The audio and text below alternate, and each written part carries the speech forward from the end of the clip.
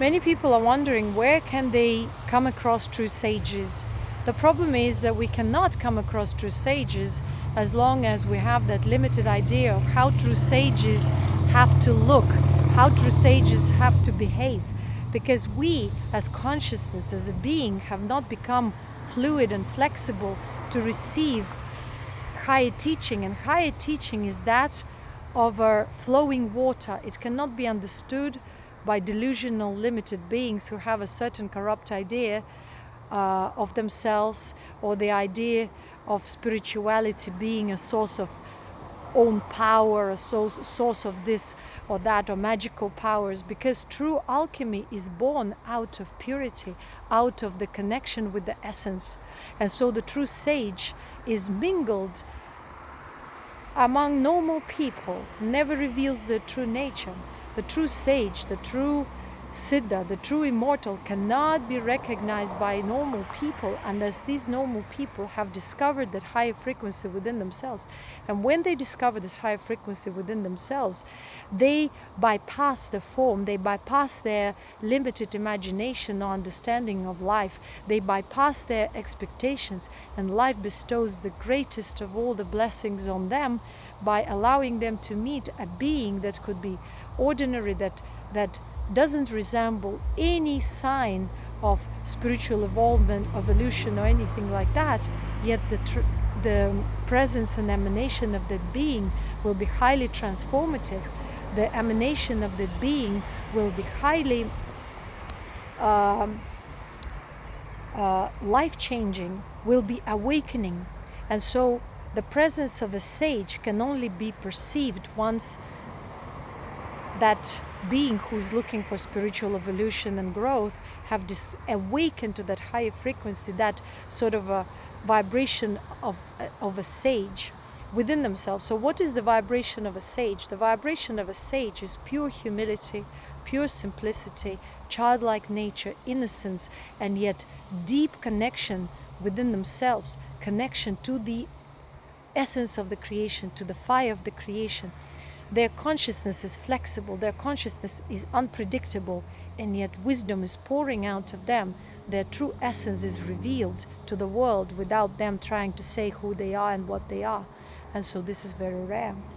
Those who can realize that frequency within themselves might say that they have discovered true gems, true wealth, and true abundance.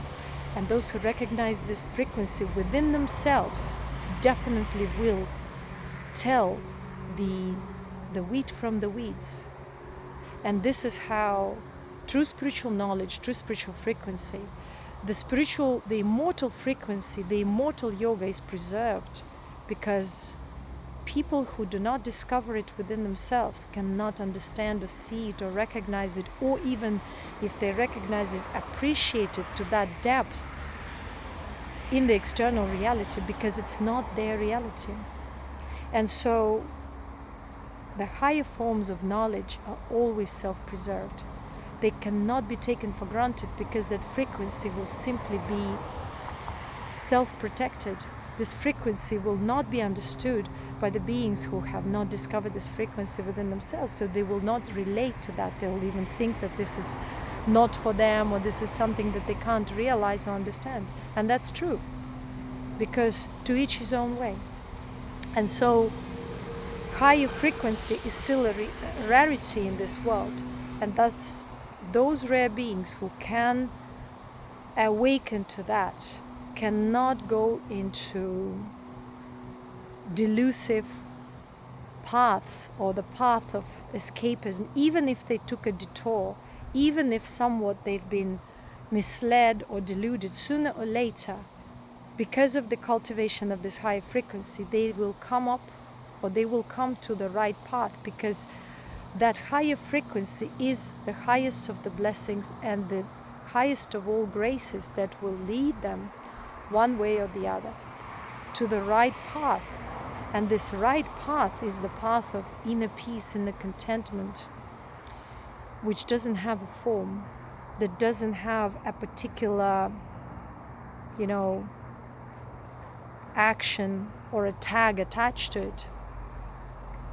It's the path of perfection, and the path of perfection begins when one is not looking for perfection, because one is deeply connected within oneself, so one doesn't need that perfection. One is already enough.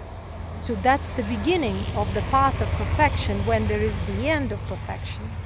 That's the whole point of Siddha Yoga. It's the end of the desire to be anything, to be perfected, to be accepted, to be this or that. Because as long as one is trying to be something, one is not in the mode of a sage.